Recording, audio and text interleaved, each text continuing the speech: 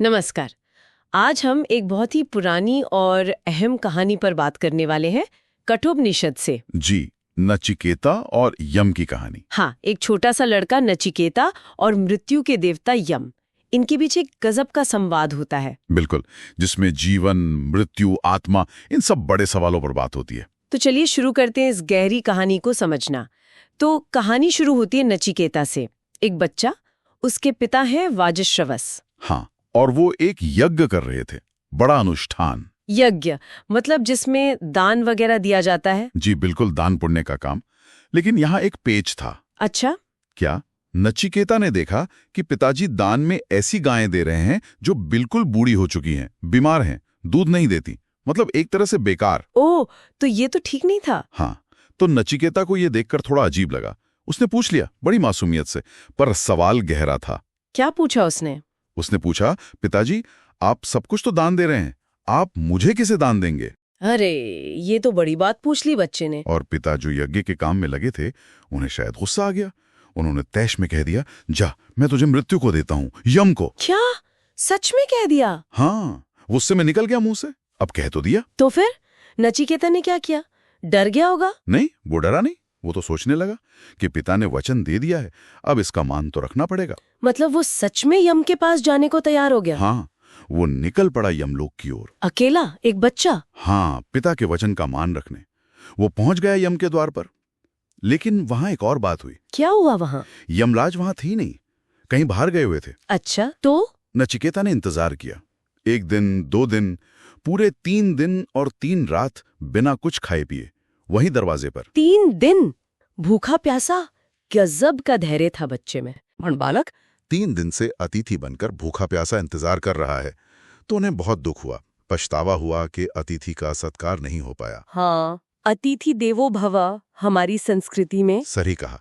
तो प्रायश्चित के तौर पर और नचिकेता के धैर्य से खुश होकर यम ने कहा, हे बालक, तुमने 3 रातें कष्ट सही हैं, इसके बदले तुम मुझसे कोई भी 3 वरदान मांग लो। 3 वरदान? अच्छा मौका था। हाँ, और देखिए नचिकेता ने क्या मांगा। पहले 2 वरदान उसकी समझदारी दिखाते हैं। क्या थे वो?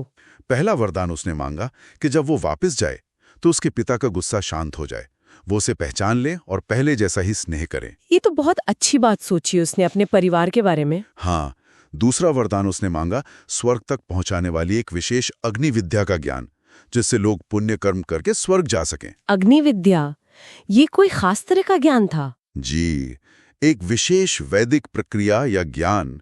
यम ने वो भी सिखा दिया और खुश होकर उस विद्या का नाम ही नचिकेता के नाम पर नाचिकेत अग्नि रख दिया। अच्छा, ये तो बड़ा सम्मान हुआ। हम्म। तो 2 वरदान हो गए। हाँ, ये 2 वरदान तो यम ने आसानी से दे दिए, लेकिन असली कहानी तो अब शुरू होती है तीसरे वरदान से। हाँ, तीसरा वरदान, यही सबसे अहम था, है ना?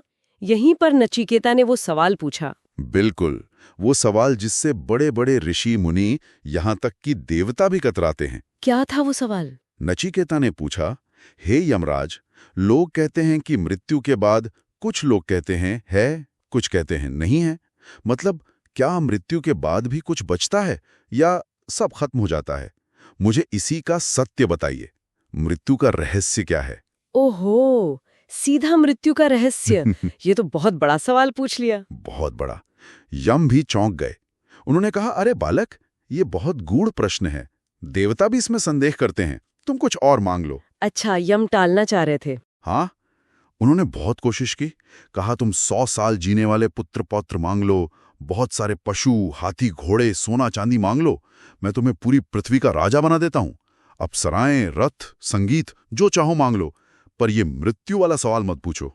मतलब दुनिया के सारे सुख देने को तैयार थे यम। सब कुछ, लेकिन नचिकेता वो अड़िग रहा। वाह, उसने क्या कहा? उसने कहा, हे यमराज, ये सब सुख तो शोभ हवा हैं, मतलब कल तक रहने वाले नहीं हैं, कि इंद्रियों को थका देते हैं, और कितना भी लंबा जीवन हो, है तो सीमित ही। ये हाथी, घोड़े, नाच गाना, ये सब आप अपने पास ही रखिए, मुझे तो बस वही जानना है, मृत्यु के पार क्या है। क्या दृढ़ता थी, इतनी सी उम्र में इतना वैराग्य और जिज्ञासा। हाँ, उसकी ये निष्ठा और सच्ची जिज्ञासा देखकर यम बहुत प्रसन्न हुए। उन्हें समझ आ गया कि ये बालक साधारण नहीं है, ये सच में ज्ञान का अधिकारी है। तो फिर क्या यम ने बताया रहस्य? हाँ, फिर यम ने उसे वो परम ज्ञान दिया जिसे कहते हैं आत्मज्ञान। आत्मज्ञान ये क्या है? यम ने समझाया कि देखो नचिकेता, ये जो शरीर है ये तो नष्ट हो जाता है, लेकिन इसके अंदर जो आत्मा है वो ना कभी जन्म लेती है न कभी मरती है। आत्मा अमर है। हाँ, अजर, अमर, अविनाशी। वो हमेशा से थी, हमेशा है और हमेशा रहेगी। शरीर तो बस कपड़ों की तरह हैं जिन्हें आत्मा बदलती रहती है। अच्छा, जैसे हम पुराने कपड़े उतार कर नए पहन लेते हैं। बिल्कुल वैसे ही। तो मृत्यु असल में शरीर का अंत है, आत्मा का नहीं। और अपने इस असली स्वरूप को, इस अमर आत्मा को जानना, यही आत्मज्ञान है। तो यही है मृत्यु का रहस्य कि आत्मा मरती ही नहीं। हाँ, मूल बात यही है। और इस ज्ञान को पा लेने के बाद इंसान जन्म मृत्यु के भय से, सारे दुखों से मुक्त हो जाता है, क्योंकि वो समझ जाता है कि वो ये नाशवान शरीर नहीं बल्कि वो अविनाशी आत्मा है। यही वेदांत का भी सार है, यू नो। समझ गई। मतलब जो सुख यम दे रहे थे वो सब बाहरी थे, नश्वर थे। हाँ, और ये ज्ञान भीतरी है, शाश्वत है। सही पकड़ा आपने। यही असली ज्ञान है। तो ये कहानी सिर्फ एक कथा नहीं है मतलब? नहीं, बिल्कुल नहीं। ये तो कठोपनिषद का दिल है, उसका सार। ये हमें सिखाती है कि जीवन के असली सवालों से डरो मत, उनका सामना करो। भौतिक चीजों के पीछे भागने के बजाय सत्य की खोज करो। और ये आज भी उतनी ही प्रासंगिक लगती है ना? बेशक, सदियों से इसे सुनाया जाता रहा है, मंदिरों में, सत्संगों में, और आज भी लोग इसे पढ़ते हैं। यूट्यूब पर विद्वान इसकी व्याख्या करते हैं।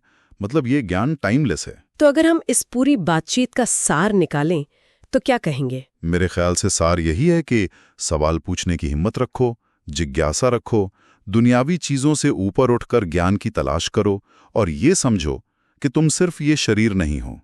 तुम्हारे अंदर कुछ ऐसा है जो अमर है। हाँ, वो आत्म तत्व।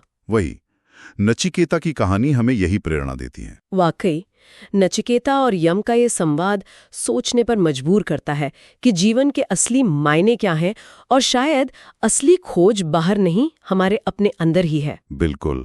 और जाते जाते एक सवाल श्रोताओं के लिए भी छोड़ जाते हैं कि क्या मृत्यु के रहस्य से भी कोई बड़ा सवाल है जिसकी खोज शायद हमें अपने जीवन में करनी चाहिए?